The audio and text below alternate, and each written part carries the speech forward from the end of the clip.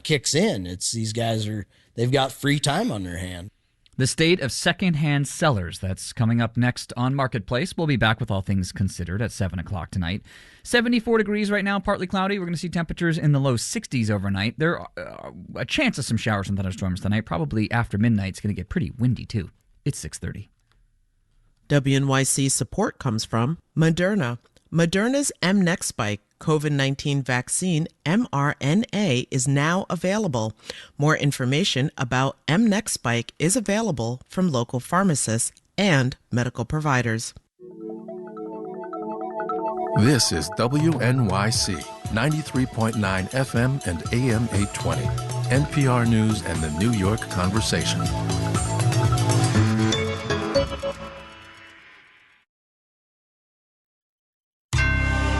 Marketplace is supported by Yubico, makers of the YubiKey. YubiKey helps protect important digital applications and services.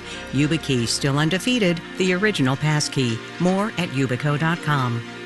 It's day 7 of the government shutdown, which means we are solidly standing in a second business week without crucial federal data. From American Public Media, this is Marketplace. Marketplace is supported by LHH. LHH is a global talent solutions and advisory company using craft, human care, and innovation to create a beautiful working world. Recruitment, development, career transition. Learn more at lhh.com/beautiful. And by Mercury. Mercury combines banking and financial software to help businesses send money, create invoices, pay bills, and more. All in one place. Learn more at mercury.com. And by you.com, AI search infrastructure for the enterprise, helping replace complex workflows with LLM-agnostic custom agents and APIs designed to reason, act, and offer accurate outputs, all while being context-aware. you.com/marketplace. In New York, I'm Kristen Schwab in for Kai Ryssdal. It's Tuesday, October 7th. Good to have you along. Economists and economic journalists need data. Numbers give us a sense of where the economy has been, where the economy is now, and where the economy is heading. But data, thankfully, come in many forms. Today, we got some from the private sector. The investment firm Carlyle released a report about employment in September. The company estimates that just 17,000 jobs were created last month, which in the grand scheme of things is pretty paltry.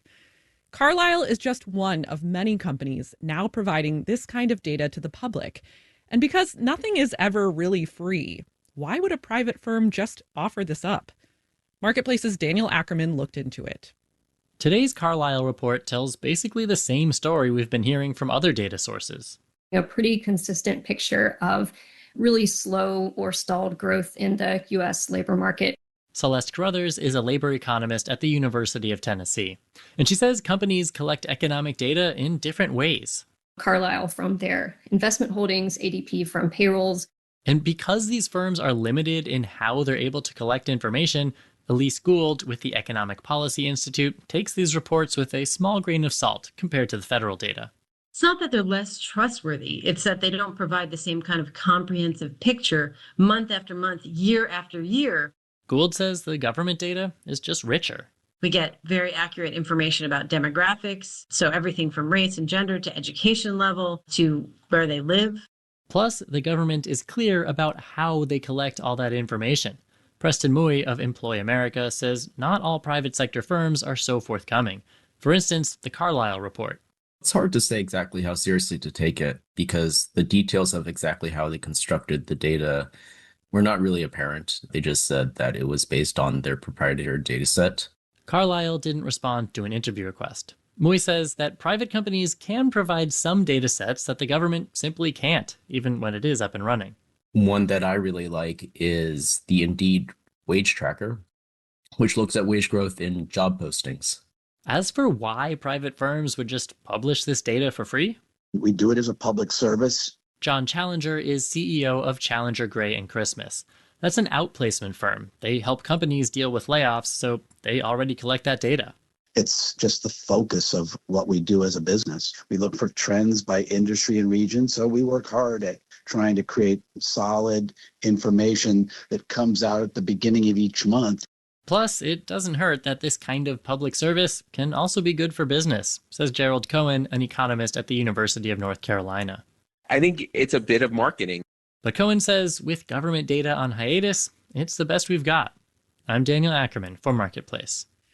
Wall Street today, was it the shutdown? Was it rising gold prices? Whatever it was, traders did not like what they saw. We'll have the details when we do the numbers.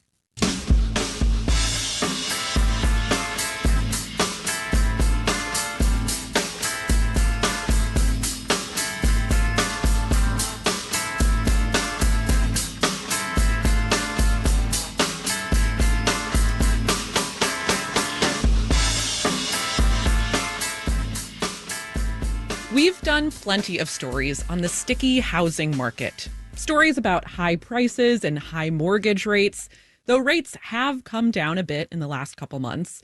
The average 30-year fixed is at 6.34%, according to Freddie Mac. That's below the one-year average, but still plenty high for home buyers. So many of them are skipping mortgages altogether. Almost a third of all homes sold in the first 6 months of the year went to buyers who made all cash offers, according to a report out today from Realtor.com. Marketplace's Carla Javier looks into who these buyers are and how they're impacting the housing market. Cash offers made sense back in the competitive pandemic housing market, says Hannah Jones at the National Association of Realtors. But now? We're in this slightly less competitive housing market. And so it's interesting to see that, cash share is still relatively high because it's this flag of, investor activity to some degree. And it's also a flag of, how much wealth is in the housing market right now. When it comes to cheaper homes, Jones says the cash buyers tend to be investors who will either rent the place out or try to flip it for profit. It also could be buyers who maybe can't get approved for a mortgage, and so they're looking to buy in all cash. But Jones says there's another group of all cash buyers making bids on more expensive homes. They tend to be wealthier, older, and they've owned homes before. There are households that are definitely in a situation where if they sell their home, they can buy their next home in all cash. And if they've been in their house long enough, gains in value might offset the cost of a new house, especially if they downsize or move somewhere more affordable. Paying in cash makes an offer more attractive to sellers. It also costs less for buyers. Michael Reher at the University of California, San Diego found that out after he made a bid on a house backed by a mortgage right before the pandemic and lost out to an all-cash offer. So he and a fellow researcher looked at how much a difference cash made for the average buyer. If they were to switch from mortgage to cash, they could buy the same home for 10% less. One caveat, though, that research was done before COVID. In the time since, Redfin chief economist Daryl Fairweather notes that the prevalence of cash offers reflects a market that's tough to break into. People who are first-time home buyers who don't have cash, who can only afford small down payments, it's been quite hard for them in this high interest rate environment. Because less cash means more risk for sellers that financing may fall through and the deal may fall apart. I'm Carla Javier from Marketplace.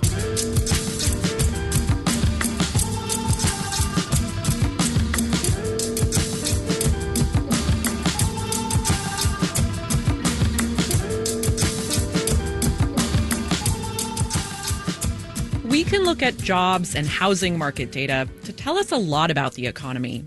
But sometimes squinting at super specific, dare I say niche data, may tell us something else that the big, broad stuff can't. Sales of secondhand goods can explain what's happening in certain industries and with businesses and consumers.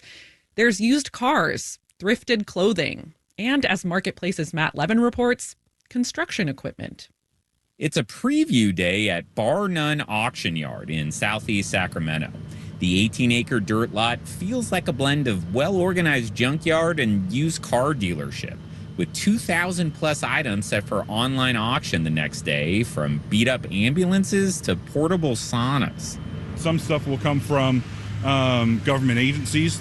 Jeff Huber is Bar None's marketing head. The other piece is just individuals corporations, businesses themselves, older equipment that they're looking to offload, maybe to make room for new stuff, or maybe they just need to free up some cash. Huber is giving me a tour of the auction's biggest attractions, a stretch of the yard the Bar None employees call Main Street. And you'll see right in front of us, we have a nice big wheel loader. Beyond that, we have a motor grader. Then we have a nice big excavator. Then we got some mini X's. Rows upon rows of heavy construction equipment, lots of Caterpillar and John Deere logos. Huber walks me to a skid steer, kind of an all-terrain Bobcat type thing, and he's not sure it's going to start up. Now, some things will be dead. We're in luck. So, like, if you were to come out and you were to turn the key and nothing happens, we will try to jump the vehicles and the equipment for you. Bar None doesn't certify that the equipment is actually ready to use, which is why John Van Tassel is doing a very close inspection of the semi-truck trailer he's thinking of bidding on. And then you just kind of, just do a little walk around. You get under, check your brakes, check your tires, because tires are expensive. Even with a pretty big crack on the wood section of the deck, there's been plenty of early bidding online. Yeah, so this trailer right now, I think I just looked at it at $10,500, and I'd probably go up to $15,000 on it. New big rig trailers can run you $30,000. Van Tassel works in construction. He's a truck driver and equipment operator for a Northern California bridge building company. But he's actually here for his side hustle, his own trucking concern. Getting my own thing going. I have a freight brokerage, and so I do freight brokering, and then trying to pick up some of my own accounts with my own equipment.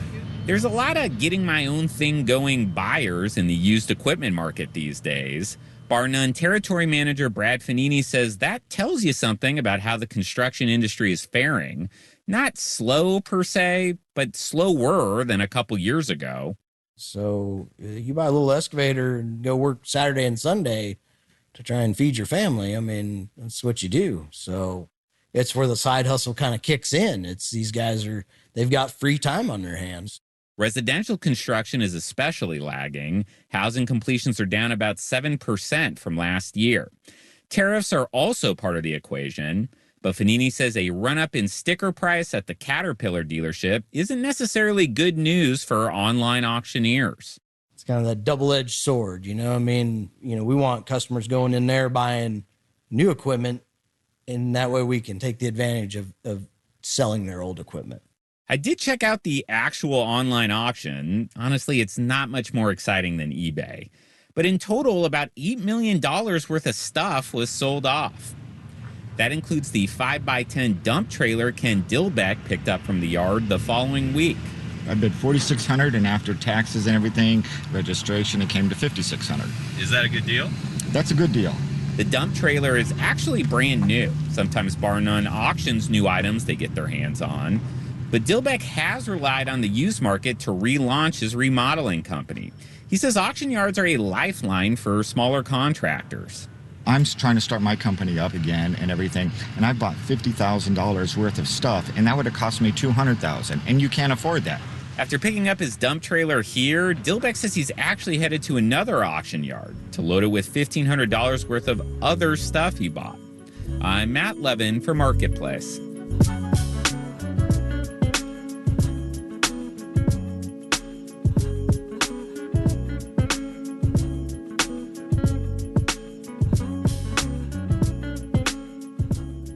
Coming up, now with AI, it takes 10 to 15 seconds. I really hope that quote isn't about writing and hosting a business news show. But first, let's do the numbers. The Dow Jones Industrial Average fell 91 points, 0.2% to finish at 46,602. The Nasdaq lost 153 points, 0.2% to close at 22,788. And the S&P 500 shed 25 points, 0.4% to end at 6714. Gold rushed to a new record, closing at $4,003 per ounce. The price reflects investor anxiety about the weak dollar and uncertainty about the U.S. economy.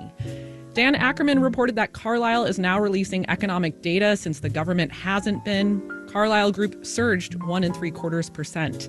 Bonds rose. The yield on the 10-year T-note fell to 4.13%. You are listening to Marketplace. The Numbers is supported by Odoo.com, your entire business on one platform. Marketplace is supported by Schwab. Schwab knows that investors want control of their financial future. That's why when it comes to wealth management, Schwab is dedicated to giving investors more choices. More at Schwab.com. And by Progressive. Progressive Commercial Insurance protects small businesses from retailers to tradespeople. Progressive covers a variety of business needs with a range of coverages. More at progressivecommercial.com. And by You.com, AI search infrastructure for the enterprise, helping replace complex workflows with LLM-agnostic custom agents and APIs designed to reason, act, and offer accurate outputs, all while being context-aware. You.com/marketplace.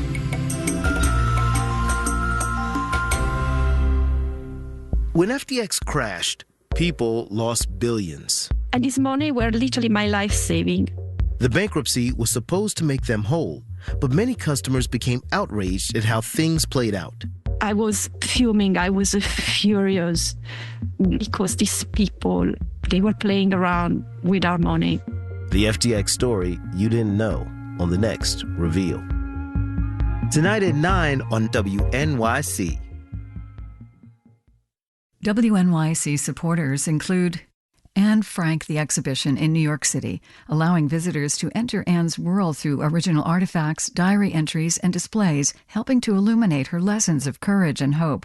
More at AnneFrankExhibit.org. You're listening to Marketplace on WNYC. In the 7 o'clock hour of All Things Considered, a shortage of air traffic controllers led to delays last night at airports across the country. It's one of several ways the government shutdown could impact commercial aviation. We'll have more on that at 7. Stay with us. This is Marketplace. I'm Kristen Schwab. We got September's survey of consumer expectations today from the Federal Reserve Bank of New York. It says consumers are not feeling so great about the economy. They're expecting inflation to go up and unemployment to go up too. Of course, consumers are not a one-size-fits-all group. They have personal reasons that inform how they feel about the economy. It's something I've been trying to capture in my series, Lived Economies. I'm following a group of people living very different lives, from young adults just entering the job market to retirees who've just left it. Kareem Adassi is a pharmacist. He lives in Elk Grove, California, with his wife, Hanan. When I visited the couple earlier this year, they had one daughter. Now they have two. Kareem, thanks for being here. Thank you. It's good to be back. Well, congrats on the new baby. What's her name again? Summer. And how old is she at this point? She was born May 16th, so she is about to be 5 months. Great. And how's it going for you and Hanan? Good. The transition from 1 to 2 kids is a lot more significant than we thought it would be, but, we're managing. Were you and Hanan able to take some time off? Yeah, so Hanan is still on maternity leave. She starts back to work next week, and I was able to take some paternity leave I started back at work on my birthday, so July 14th. Well, with both of you returning to work soon, what does childcare look like for you and that cost? Yeah, so we're fortunate enough to have found this really sweet woman that actually lives in our neighborhood. And for both kids, I don't know. I mean, we're still trying to kind of figure out with both kids how much it's going to cost. But I mean, it's going to be in the $2,000 to $3,000 a month range for sure. Mm-hmm. What about the other costs of adding another kid? Have your expenses changed? Has your budget changed? Not anything that I've noticed per se. There was a weekend where I went to Costco and we were like out of everything. Diapers for Talia, diapers for summer. Like, we were just out of everything for whatever reason. I don't, we usually don't wait till last minute. And it was the first time where I spent like $300-$400 at Costco. And it just like really hit me that, yeah, I'm a dad now. Like, that was the moment. That was the moment. Costco will do that to you. I hear actually, though, that you all got a pretty surprising hospital bill. Yeah. It really annoyed me because from what my understanding is, it got to the point where the delivery was right after the like new insurance year. And so we didn't have any of the deductibles paid and all of that. And so, yeah, we ended up having, it was around an $8,000 hospital bill.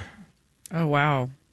Yeah. And I think I spent majority, if not the whole paternity leave, talking to the hospital and talking to like a health advocate.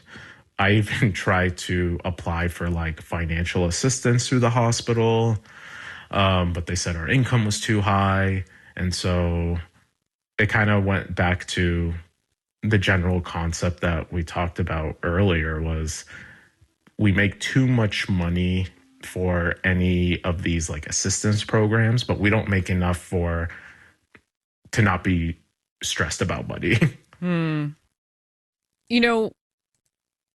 After that bill, with a new child, going back to work, life is very different. How are you feeling about the economy right now? Has it changed since I last talked to you? That's a great question. I don't know if it's changed, but I would say I'm a little more accepting of the reality. At this point, there's nothing that me individually as Kareem Addassi can do anything about the economy. And, just because I think the economy is really expensive right now and things are so unaffordable doesn't change the fact that I still need to provide for my family and get them what they need and all of that, if that makes sense. Yeah. Kareem Addassi is in Elk Grove, California, and he's one of the people we're following in our series, Lived Economies. Thanks so much, Kareem. Thanks, Kristen.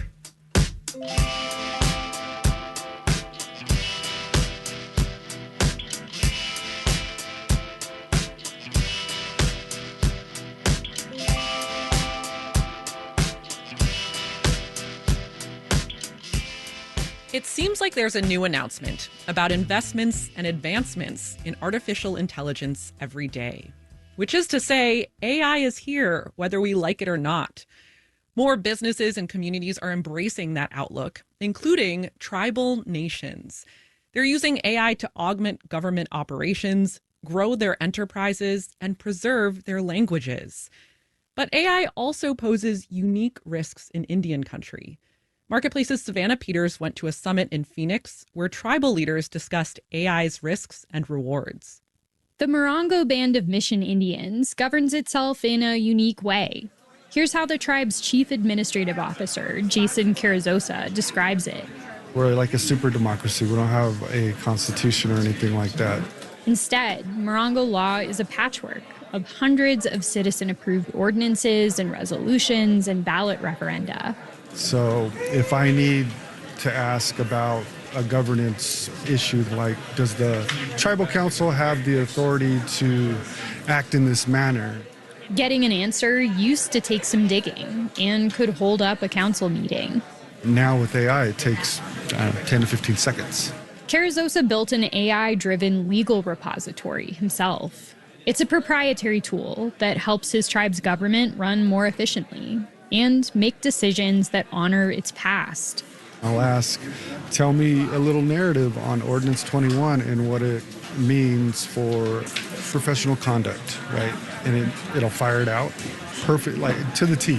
Carrizosa says AI could be a force multiplier in hard-to-staff government departments and help Morongo's enterprises bring in more revenue to fund community services.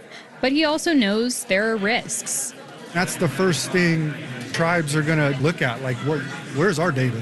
How do we factor in risk for that? Tribal nations hold sensitive data about their citizens, just like any other government.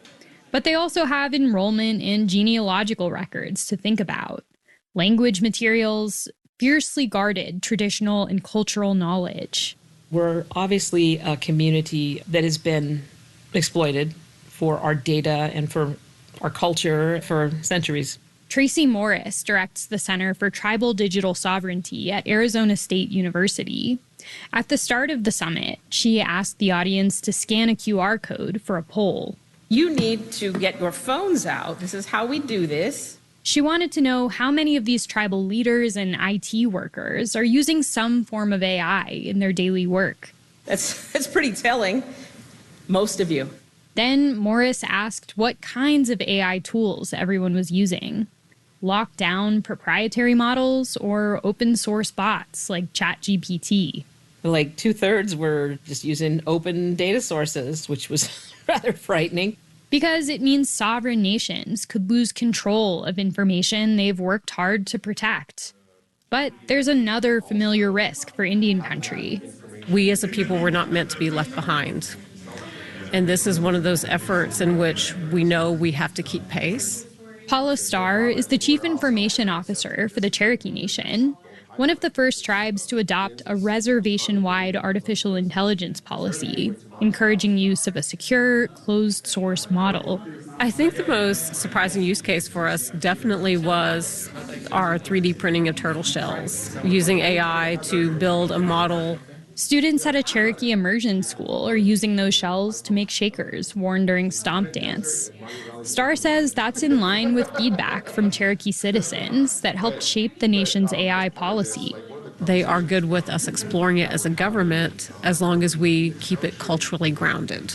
But staying culturally grounded can also mean hanging back. Oh, we're very risk averse. It's funny. It's like a genetic disposition, how resistant we are to change. Jason Carrizosa is working on a policy to encourage and put guardrails around AI use at Morongo. He says one challenge could be getting the community to buy in. In Phoenix, I'm Savannah Peters for Marketplace.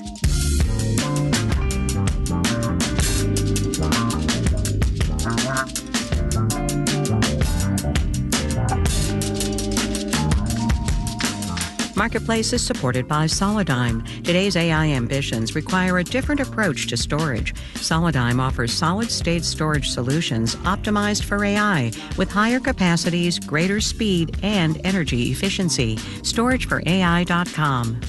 And by Odoo, dedicated to providing software designed to scale with businesses. Odoo's programs for manufacturing, accounting, and more aim to provide building blocks for creating a custom software suite.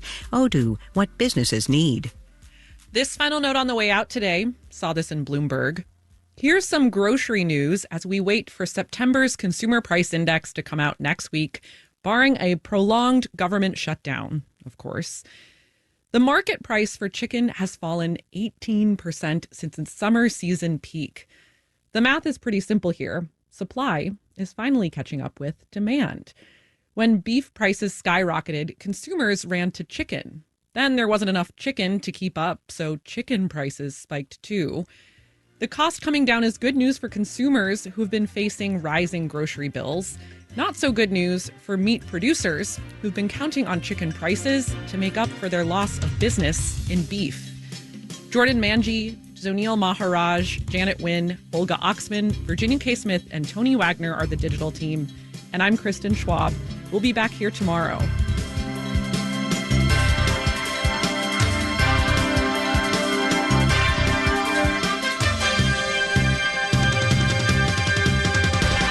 This is APM.